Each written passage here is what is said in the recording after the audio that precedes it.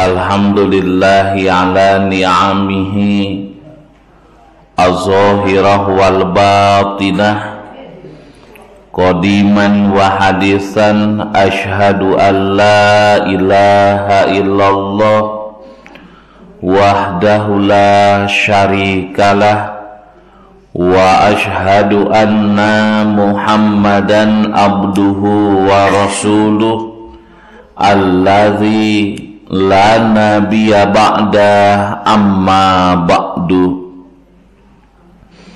Faqala Allahu ta'ala fil Qur'anil Karim a'udzu billahi minasy syaithanir rajim wa'mur ahlaka bis-shalah wastabir 'alaiha la nas'aluka rizqan nahnu narzukuka wal aqibatu litaqwa al-ayah. Hadirin wal hadirat ikhwatu iman rahimakumullah, sebagaimana yang telah kita maklumi bersama bahwasanya kasih sayang Nabi Sallallahu Alaihi Wasallam terhadap umatnya begitu luar biasa, sampai-sampai ketika Nabi hendak meninggal dunia, yang dipanggil oleh Nabi bukanlah anaknya, yang dipanggil-panggil oleh Nabi bukanlah istrinya, tapi yang dipanggil oleh Nabi Sallallahu Alaihi Wasallam tiada lain adalah umatnya. Sampai-sampai Nabi Sallallahu Alaihi Wasallam bersabda, ummati ummati, umatku umatku. Maka ini adalah sebagai wujud perhatian dan kasih sayang seorang nabi terhadap umatnya.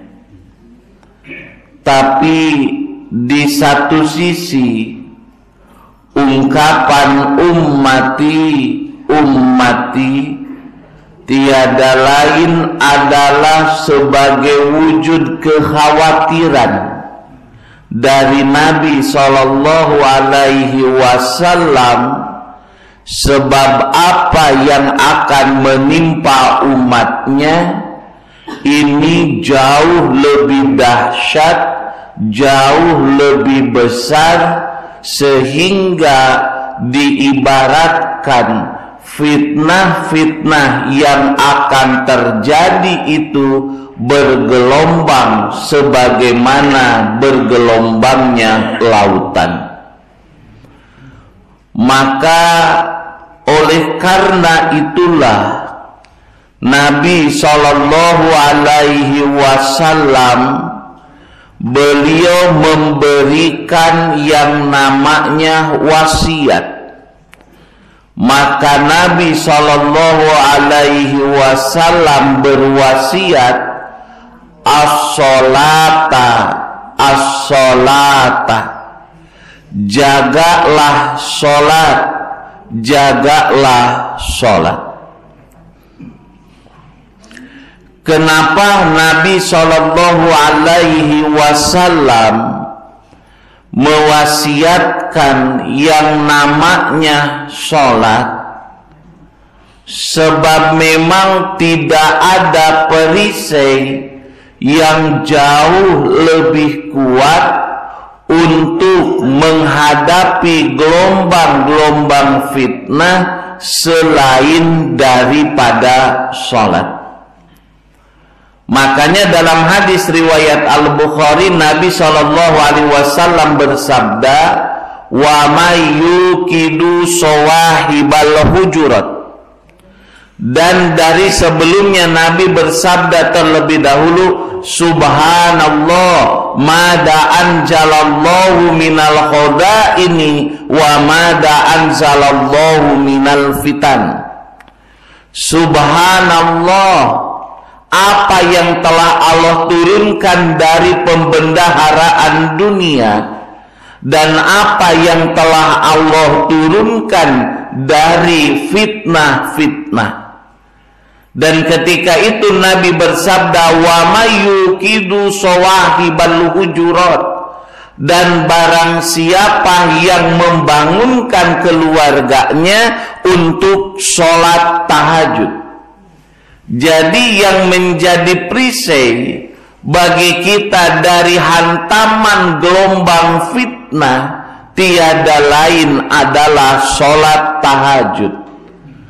Ketika sholat tahajud saja bisa menjadi perisai yang luar biasa, maka apalagi yang disebut dengan sholat wajib, tentu mempunyai perkara yang jauh lebih istimewa.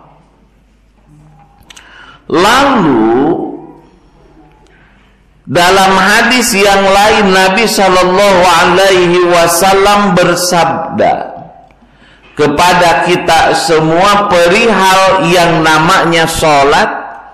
Kenapa Nabi mewasiatkan sholat di akhir hayatnya? Tiada lain karena memang yang namanya sholat itu adalah tiangnya agama. Sehingga kata Nabi Shallallahu Alaihi Wasallam, as-sholatu imaduddin, sholat itu adalah tiangnya agama. Paman aqomaha faqad aqomaddin, maka barang siapa yang menegakkan agama, menegakkan sholatnya, maka berarti dia itu sudah menegakkan agamanya.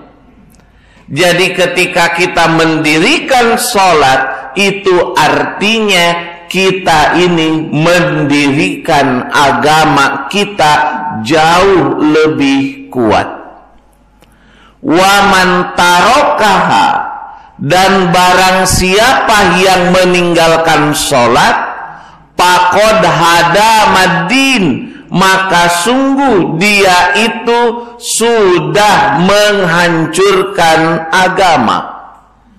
Jadi ada kalanya agama Islam ini dirusak bukan oleh pihak luar saja, tetapi umat Islam berperan jauh lebih besar dalam hancurnya agama dia sendiri disebabkan meninggalkan sholat.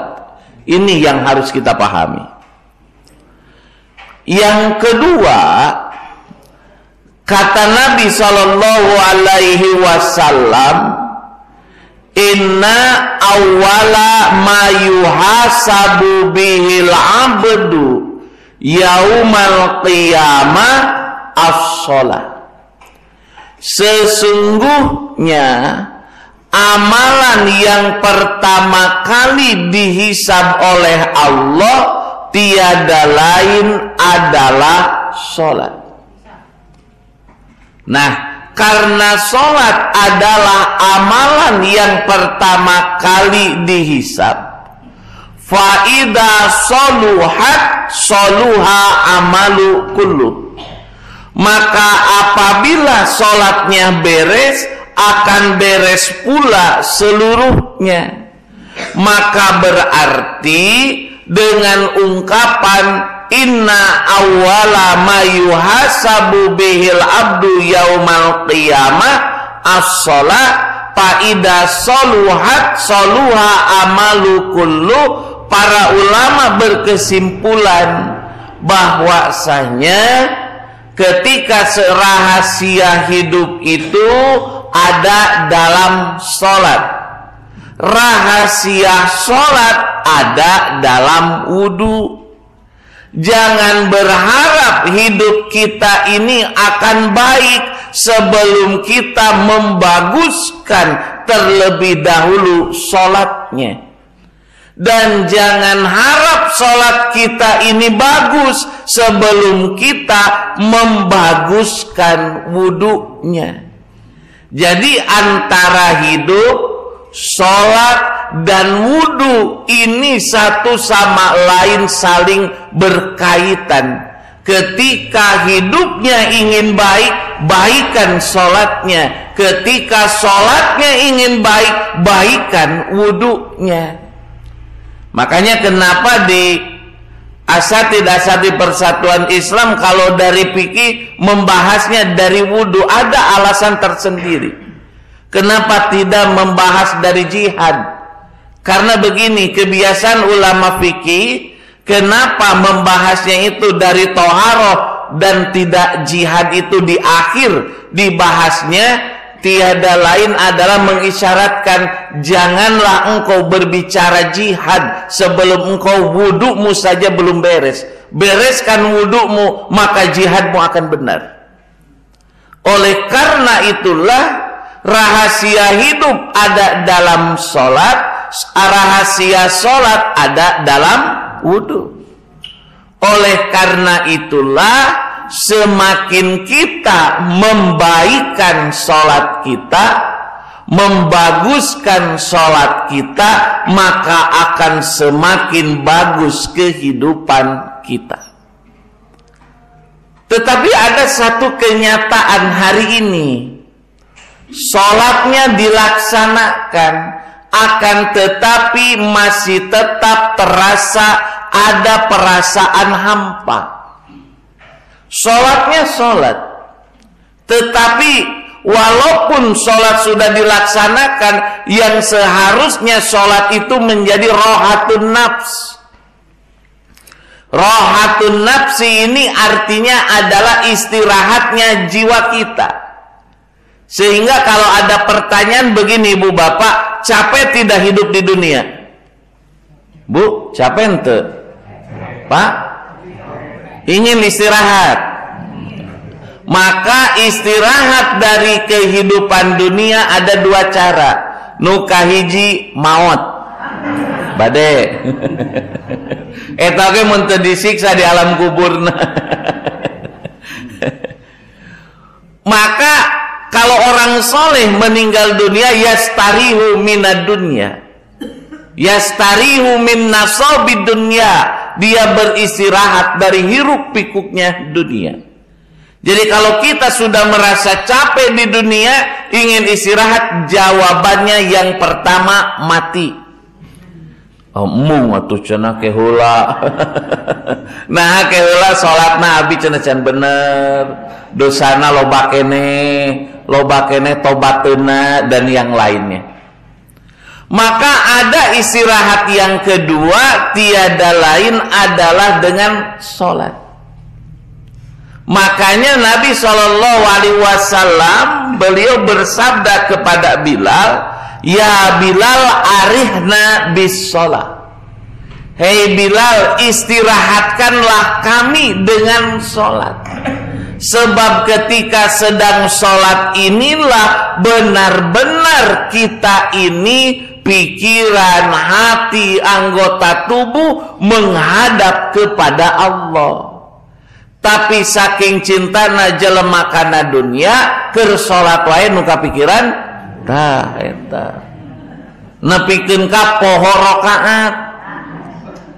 3, 4, salatna karek sarakaat coba. Ari ragu-ragu 3, 4, ari salat karek sarakaat. Pan malaikat teh bingung. Cenah jelema teh mabok gitu. Nah, salat karek sarakaat di aku 3. Tama we sarakaat teh tah dinu pikiranna teh jadi 4. Tapi beres salat teh dipikir-pikir ngahuleng heula. Nah, hanya euy cenah salat teh asa gancang. Nyarek teu gancang kumaha nu tadina 4 kadon 2 ieu mah. satu parugu balikan deui itu.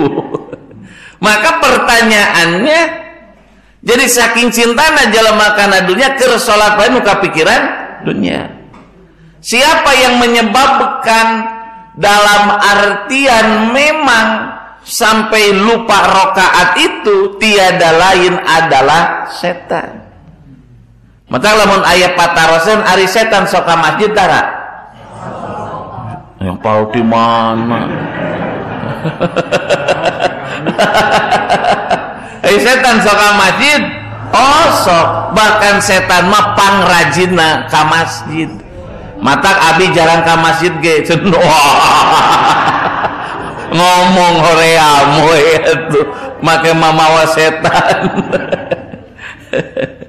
Jadi apakah setan suka ke masjid? Setan itu rajin ke masjid. Ngan ke masjid ada gitu. Allahu Akbar. Mulai cek setan. Uzkur kaza, uzkur kaza. Matak naha beres sholat di orang istighfar. Sabab lamun sholat urang dipunten langsung teuing sabaraha puntenna. Itu. Terus urang teh ngarayu Allah, sangkan Allah nampi salat urang nu teu sampurna ku naon? Allahumma antas salam wa minka salam jeung salajengna. Nah, sanes pahayina robbana bisalam kade. Nah, jadi oleh karena itulah maka salat ini rohatun nafs. Salat sebagai rohatun nafsi akan hilang sehingga pengaruh salat ini tidak terasa, di mana seharusnya salat memberikan ketenangan, ini tidak terasa salat ini menenangkan. Apa yang salah? Ada satu hal sederhana yang sering dilupakan. Jadikanlah kita salat itu jangan hanya sekedar untuk menggugurkan kewajiban. Lamun ayeuna salat ngan sakadar eukeun nunami ngagugurkeun kewajiban, maka tentu nikmatnya salat itu tidak akan pernah dirasakan. Tapi coba bayangkan seolah-olah ketika salat ini kita ini sedang berhadapan dengan Allah Subhanahu wa ta'ala.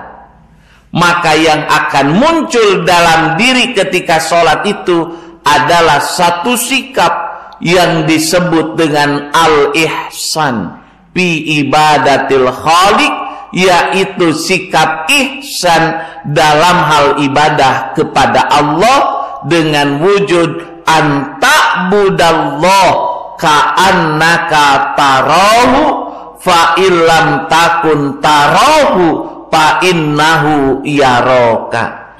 Engkau menyembah kepada Allah seolah-olah engkau ini melihat Allah.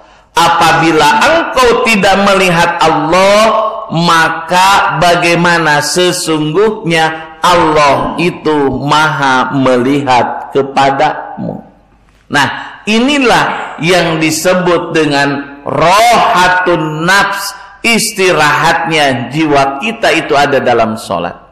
Jadi kalau kita ingin memperbaiki sholat, hidup kita mulai dari sholat.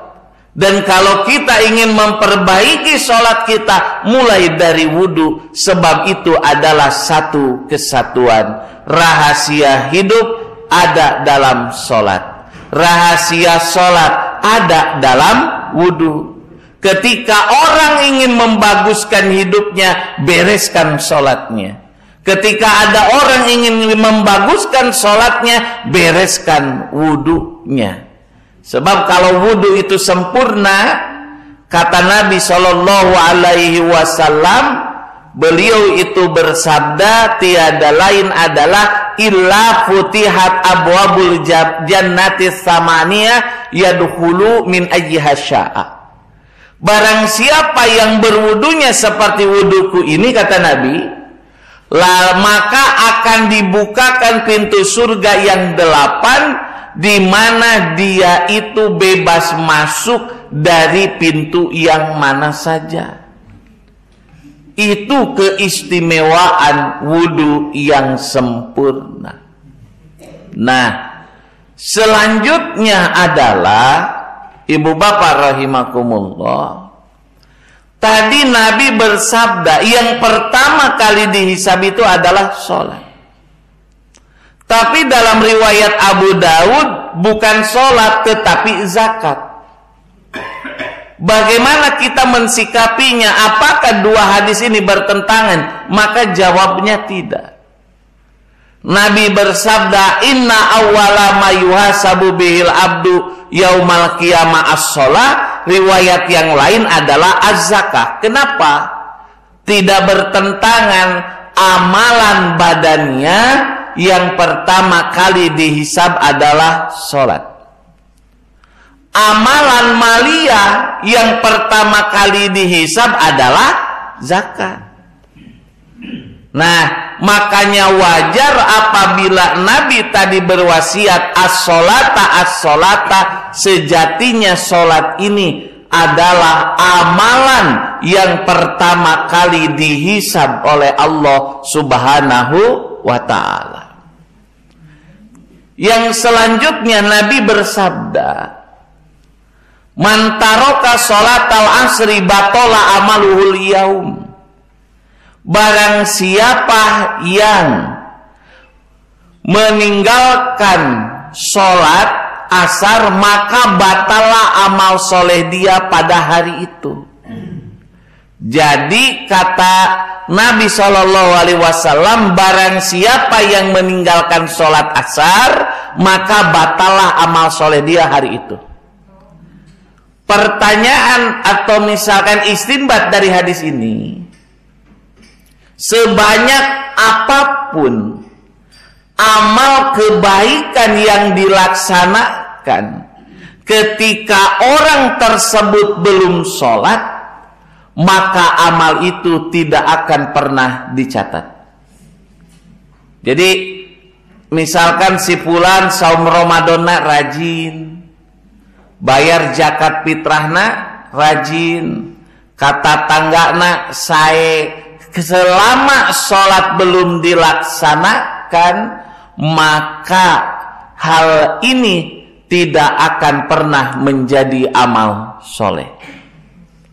Sebab kata Nabi, man taraka sholatal asri batola amaluhul yaum. Barang siapa yang meninggalkan sholat asar, batalah amal soleh dia hari itu. Da abi manut sholat lain asar subuh. Bagaimana? Sama saja.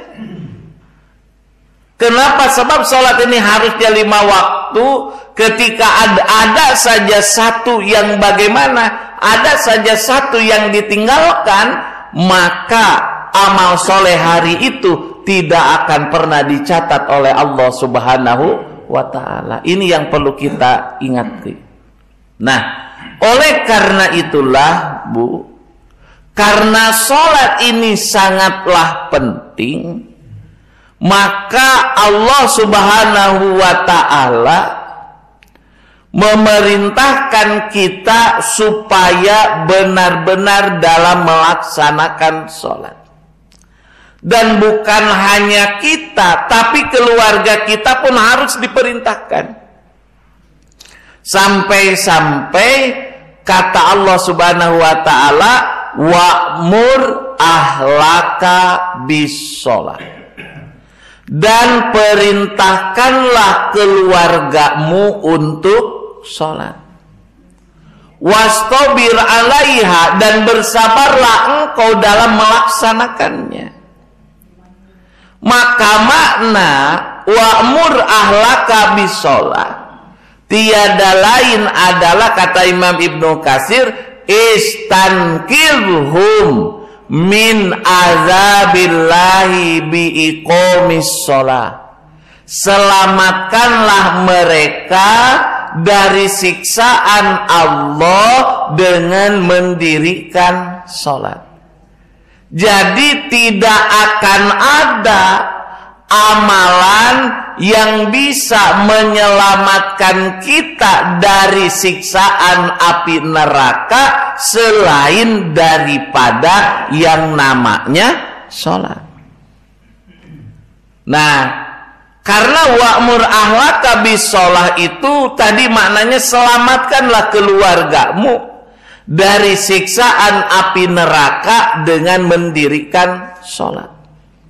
Makanya kan oleh Allah Subhanahu wa taala, Allah kan bertanya pada penduduk neraka Sakor, masalakakum fi Sakor. Apa yang menyebabkan kalian masuk neraka Sakor? Maka jawabannya adalah lam naku minal musallin, sebab kami tidak termasuk orang yang sholat. Jadi kalau begitu keliru orang yang mengatakan fawailul lil musallin, celakalah bagi orang yang sholat. Untung abi mah tara sholat. Itu salah. Dalam artian yang sholat saja banyak yang celaka, apalagi kalau belum sholat. Ini yang harus kita pikirkan, itu seperti itu. Nah, jadi oleh karena itulah, makanya dalam ayat yang lain kan Allah Subhanahu wa taala berfirman, ya ayyuhalladzina amanu ku anfusakum wa ahlikum naro. Bagaimana caranya? Dengan memerintahkan mereka untuk sholat.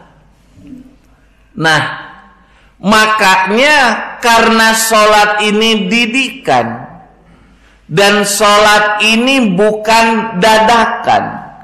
Kata Nabi, muru sibyanakum bisab isinin as-sholat.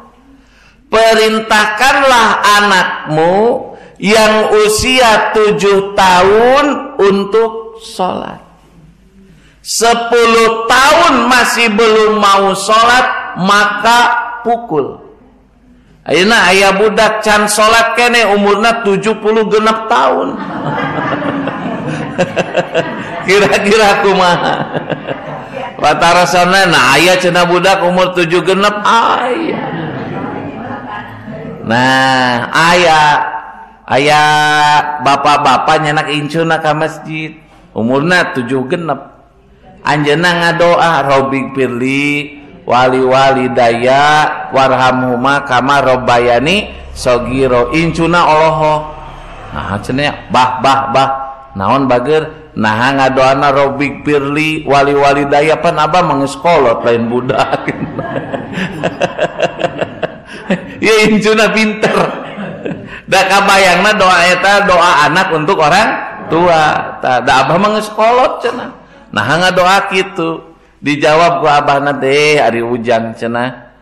Disebut aki teh cek hidup. Anggar we cek indung bapa abah mah saha. Jadi ayat tuh budak umur 7 genep. Aya. Budak umur 70 genep tahun teh aya. Nah makanya ketika 10 tahun masih belum mau sholat, kata Nabi pukul. Sabab naon? Sabab sholat mah didikan lain dadakan. Eta masalah nama. Maka lamun 10 tahun candai kene sholat cepret. Nah ieu teh digebugnyaan. Dalam artian pukul di area yang memang tidak berbahaya, apakah kakinya, apakah pantatnya, agar apa? Agar anak ini dapat punishment. Ketika dia tidak sholat di dunia saja sudah dipukul oleh ayahnya, apalagi nanti di akhirat. Nah cenah bet kudu digebuk budak teh, mending budak urang ceurik sakedeung sabab sampeana ku urang dicepret, daripada engke urang ceurik saumur hirup nepikeun ka maot sabab boga budak eueuh hiji-hiji acan anu sholat. Mending dicepret. Kenapa? Sebab dalam artian memang kaitannya sholat itu luar biasa, Bu. Mending budak ceurik diraning ge setengah jam peda sampeana dicepret daripada saumur hirup nepikeun ka maot urang ceurik lantaran budak urang can sholat. Kieu, Bu. Hiji sepuh kadung urang kali 3 nu ieu di mana di kepolisianna luar biasa pangkatna. Nu ieu PNS anu naon namina teh pangkatna luhur. Nu ieu bisnismen nya eta sukses di mana-mana, asetna ratusan miliar. Hiji saat ibuna ngantunkeun. Ku ajenganna teh, "Hayu Pak, urang salatkan jenazah ibu Anda." Jawabna, "Duh Pak, jangan hapunten teu terang. Kumaha carana salat jenazah teh? Coba bayangkan lamun urang nu jadi kolot eta. Nu kabayang dina pikiran budak make baju hidung pang alusna. Nu kadua nalika ka makam tak kaluarkeun mobil nu pang alusna teh nu harga miliaran. Sangka naon, sangkan batur nempo yen inung urang boga budak nu sukses. Patarosana nu maot butuh nu kitu. Terus lamun ayeuna urang jadi kolot eta, budak nu dilahirkan alatan taruhan nyawa teu nyolatkeun jenazah urang, kira-kira nyeri hate moal. Nyeri hate, sedih moal, sedih. Saha nu kudu disalahkeun? Iwal ti diri urang bungan baheula taranitah budak salat. Dicarekan luar biasa lamun budak teu les bahasa Inggris, ari maneh rek jadi naon mun teu bisa bahasa Inggris. Tapi kan dikursuskeun mayarna jutaan kengeng-kengeng tenan naon sok mangga. Tapi dalam artian nalika budak teu salat umi atuh datun keneh yah teu naon sok we kulam deui salat mah isuk deui.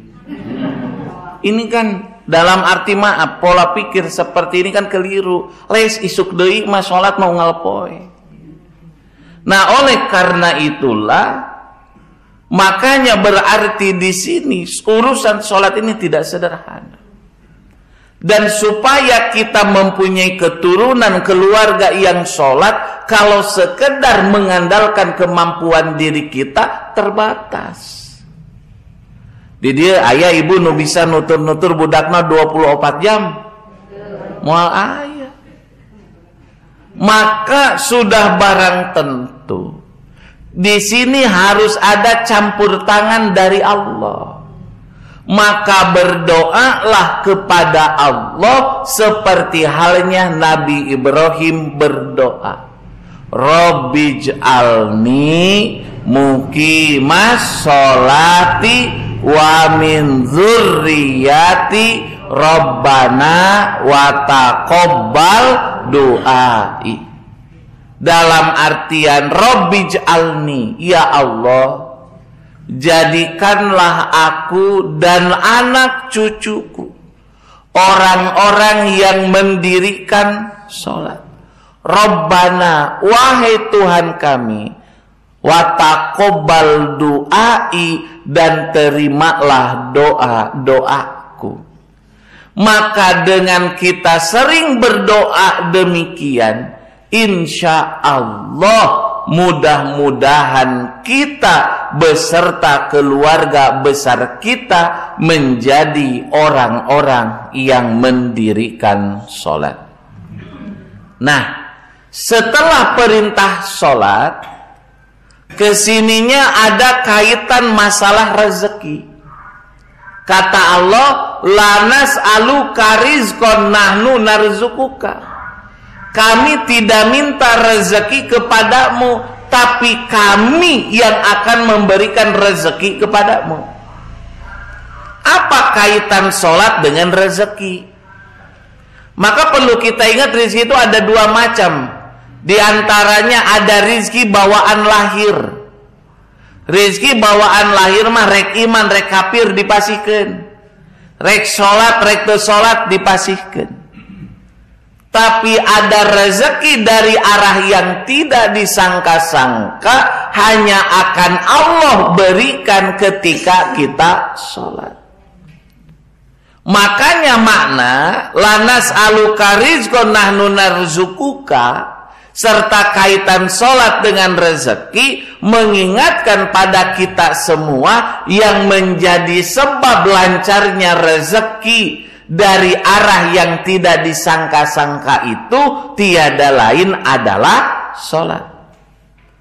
Makanya makna lanas aluka rizqon nahnu narzukuka tiada lain adalah apa idza aqamtas shalah ataka rizqu min haitsu la tahtasib.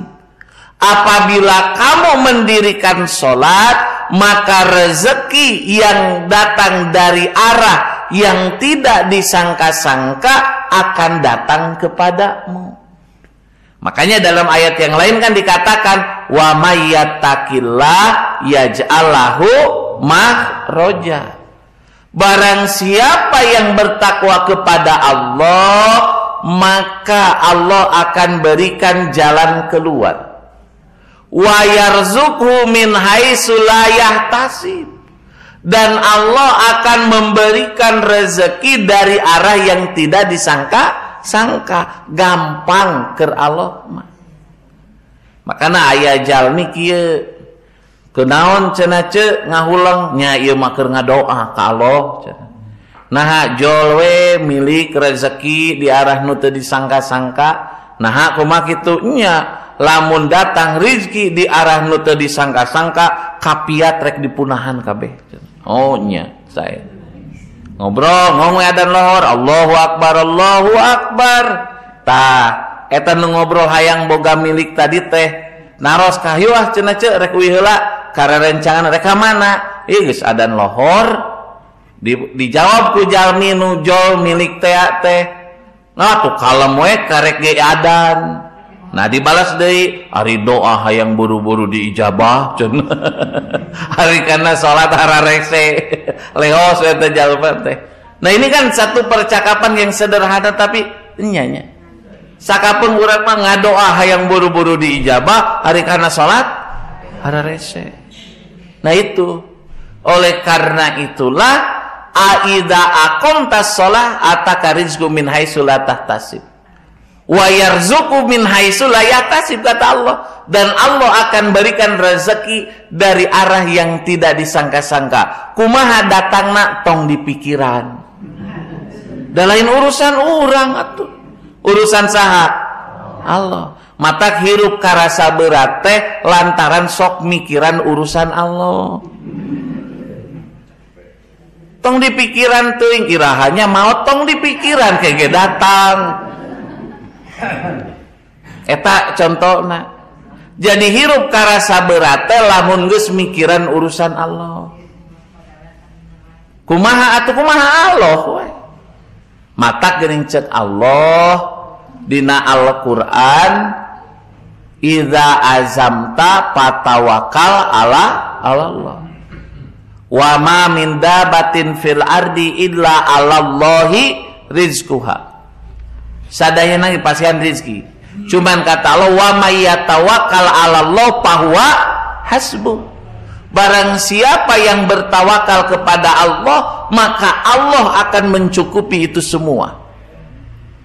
Maka ya doa Gusti, semet ieu mah abdi moal coba-coba rek ngatur hirup abdi sorangan naha sabab kamari diatur ku abdi mah raruksak.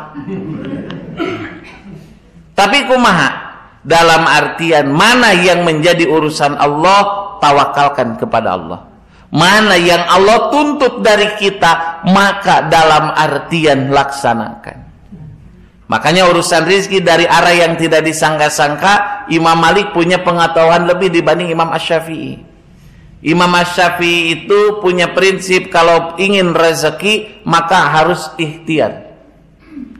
Nah, Imam Malik ada ilmu satu strip. Ternyata rezeki dalam Quran bukan hanya diperoleh dengan ikhtiar, tapi ada juga yang datang sendiri min haitsu la yahtasib.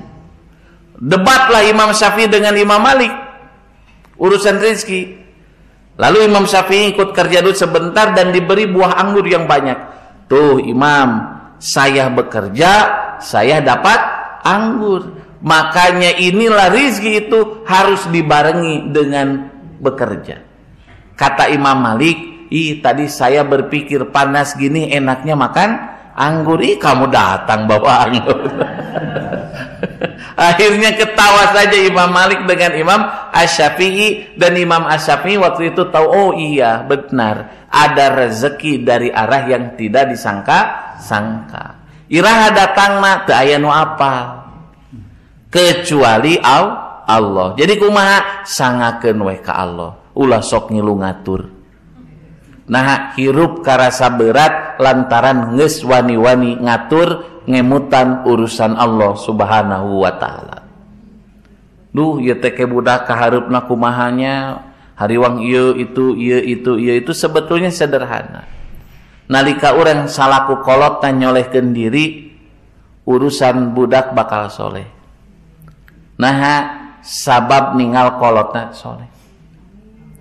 Nah, oleh karena itulah idza aqamtas shalah ataka rizqu min haitsu la tahtasib.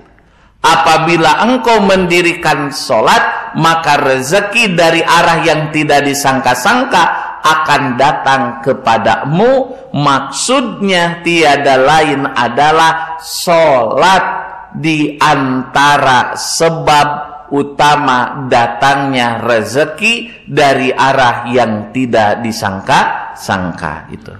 Yang terakhir begini, ada satu hadis yang diriwayatkan oleh Imam Abu Dawud dan Ibnu Majah dari sahabat Abu Hurairah. Anin Nabi sallallahu alaihi wasallam, dari Nabi sallallahu alaihi wasallam, beliau bersabda, qala Allah taala, Allah taala berfirman, yabna Adam tafarrog li ibadati amla sodroka ginan. Wahai anak Adam, tafarrog li ibadati, luangkanlah waktumu untuk beribadah kepadaku. Amla sodroka ginan, maka aku akan penuhi hatimu dengan kekayaan. Jadi ketika kita meluangkan waktu untuk sholat, maka Allah berjanji tiada lain adalah bagaimana Allah akan penuhi hati kita dengan kekayaan. Salah satunya adalah wujudnya rasa cukup terhadap apa yang Allah Subhanahu wa ta'ala berikan. Karena kalau kita lihat di TV, para koruptor yang maling uang rakyat itu bukan orang miskin, tetapi harta miliknya saja tanpa korupsi gak akan habis dimakan 7 turunan. Tapi kenapa masih berani korupsi? Sebab Allah tidak berikan rasa cukup pada hati orang tersebut. Makanya ketika dalam diri ini ada rasa cukup, maka apa yang dimakan ini akan jadi barokah. Kadituna kana awak barokah. Kenapa? Sebab hatinya penuh dengan rasa cukup. Contoh, ibu bapak terang ke generasi sayur kacang. Nu mana generasi sayur kacang teh? Isuk-isuk angin kacang, berang aya keneh angin kacang deui, peuting aya keneh angin kacang deui. Aya keneh Bu generasi angin kacang. Ayahnya kieu Bu, nu aneh sepuh kapungkur eta teh isuk-isuk angin kacang, berang aya keneh angin kacang deui, peuting aya keneh angin kacang deui, nyesa keneh saatkeun cai nanya goreng deui angin kacang. Patarasana kieu. Tapi anehna teu weleh eta marurang kalina sarehat wal afiat. Lamun ngukur 4 sehat 5 sampurna, 4 sehat 5 sampurna teu penting mah wareg gue pan kitu.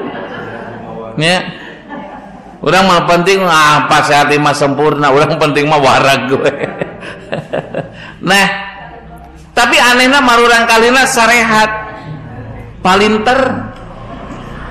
Sabab masalahna lain angin kacangna nu jadi masalah.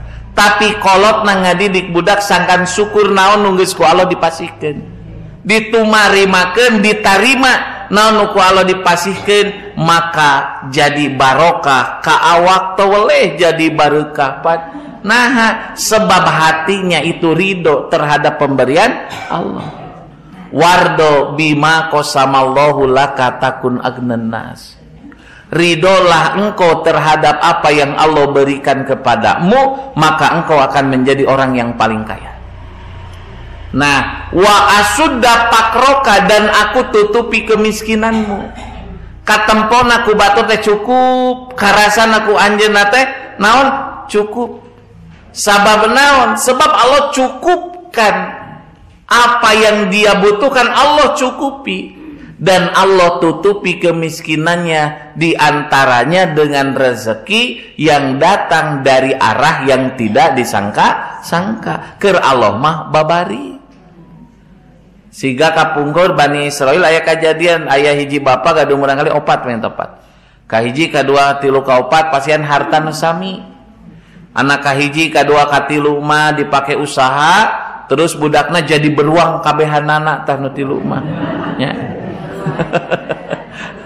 Nu kaopat hartana seep dianggo ngurus bapakna. Bapakna maot, hartana bea.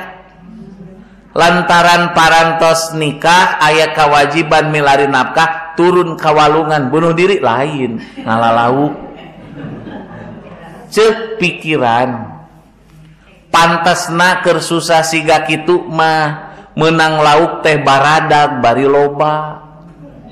Ku Allah takdirkeun menang hiji leutik deui. Si lamun bapa nu jadi jalmi eta ku kulutus moal. Nah Allah teh teu nempo cenah. Nah abi teh keur susah menang lauk teh cik atuh nu garede bari loba. Menang lauk hiji leutik deui. Sugan ngarasolak Allah teh. Alhamdulillah. Canak wi ka bumi pasikeun ka garwana Bu, ieu aya kengeng lauk hiji tapi teu patos teuing ageng. Nyalah tilu jari sakieu keur ibu jeung barudak sok asakan. Cik lamun ibu nu jadi garwa lalaki eta rek ngamek moal. Ngamek moal Bu. Hah? Keun da geus dicatet ku malaikat ge. Lantaran da istrina ge solehah siga ibu-ibunya teu ngamek. Nah, kadi atuh Pak dibeset Bu, jero naon nami peujit laukna dikalaluarkeun. Ternyata aya perkara istimewa 2 mutiara ageng keluar nu kacida endahna. Deui ka subhanallah Allahu akbar aya naon Bu? Tinggal Pak. Coba mun tadi ngarasula di pasihan moal ku Allah. Keur maripuh anger we tamah ripuh. Tuh, ternyata ketika ridho Allah beri rezeki dari arah yang tidak disangka-sangka. Singkat cerita ini ada hadisna panjang dibacakeun mah. Sakebet hadisna teh. Wah, panjang dina Musnad Abu Dawud atau Yalisi teh. Nah, singkat carios dijual we ka toko emas. Digaleuk ku Mang Peti-peti emas hijina. Ku tukang toko emas dijual ka raja. Nu dagang mah kudu menang bati atuh. Berarti dicana langkung awis deui. Ceuk raja, ieu endahna mutiara can aya naon-naonna iwal ti kudu aya pasanganna. Ayeuna kukula dibeli mang lipat-lipat harga awal. Nu boga toko emas teu sarakah diwartoskeun ka nu gaduna ical ka raja. Akhirna mah jadi beunghar we. Ceuk bahasa kolot indung teh tunggul rahayu, bapa teh tangkal darajat tah kitu. Tangkal darajat teh kitu. Nah, berarti keberkahan hidup dari seorang anak ditentukan bakti dia kepada orang tuanya. Nah ini yang jadi masalah. Jadi lamun ayeuna engke Bu, bapak nguseup mulang menang mawalaukan hiji. Mawalaukan hiji leutik deui tong maka ngamek. Sugan we siga kisahna eta. Pas dibuka nyawe ngaguruntul koneng garede. Emas gitu. Yang diamuan rada bau. Nah, jadi keur Allah mah gampang. Amla sadroka ginan wa asyudda pakroka. aku penuhi hatimu dengan kekayaan, dan aku tutupi kemiskinanmu. Fa ilam taf'al, apabila engkau tidak melakukannya, bagaimana? Mala'tu sodroka soglan, aku penuhi hatimu dengan kesibukan. Loba kasieun, loba kahariwang, galau, cemas terus. Jadi loba galau cemasnya lain kurang piknik, kurang ibadah. Nah, jadi lalu kata Allah, mala'tu sodroka suglan walam asudda pakroka, dan aku tidak akan tutupi kemiskinanmu. Sok sanajan sagala aya, tapi karasana kurang jeung kurang, tecukup jeung tecukup, disebabkan Allah temaparin rasa cukup dina hate eta jalema. Nah, jadi ternyata ayat surah Toha 132 ini luar biasa. Allah perintahkan keluarga kita untuk sholat, lalu disambung dengan urusan rezeki. Tiada lain mengingatkan kita semua, salah satu sebab rezeki dari arah yang tidak disangka-sangka itu datang, tiada lain adalah karena sholat yang kita laksanakan. Hadirin ikhwatu iman rahimakumullah, barangkali itu sajalah yang bisa disampaikan pada kesempatan kali ini. Mudah-mudahan ada manfaatnya, dan guru kita semua Ustadz Rahmat Najib, beliau akan melaksanakan umroh ya hari ini. Begitu juga salah satu anggota GBA, Pak Kusnadi dan Bu Kusnadi pun sama berangkat. Mudah-mudahan seluruh jamaah Persatuan Islam yang melaksanakan ibadah umrohnya mabrur, dan seluruh dosa-dosanya diampuni oleh Allah Subhanahu wa taala. Aqulu qouli hadza wa astaghfirullah li wa lakum. Rabbana atina fid dunya hasanah wa fil akhirati hasanah wa qina adzabannar. Wassalamu alaikum warahmatullahi wabarakatuh.